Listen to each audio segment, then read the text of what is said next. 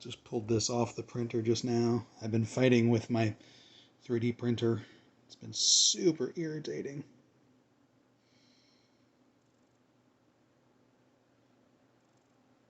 It's ABS plastic. I got a line there that I had to figure out what caused it.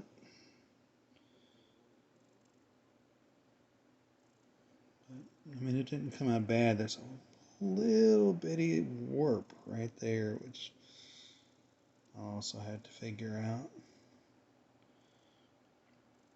But this is a piece that goes in my BMW, my E28. The factory piece breaks all the time, and the piece that's on what's called Thingiverse, it's like a 3D print repository. You can download stuff to 3D print. Yeah, see, it's on the backside. That line's on the backside too. Anyway, the one on Thingiverse has the same basic flaw in that it's not thick enough, so I downloaded it and added these strengthening bits, and then I think this is going to work, but they break, like, right, hold on.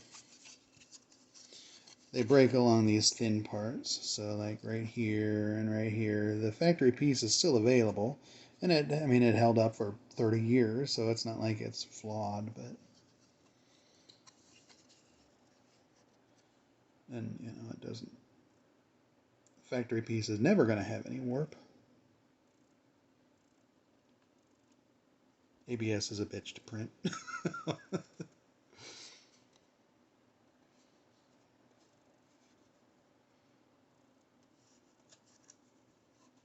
But overall, came out nice enough for me.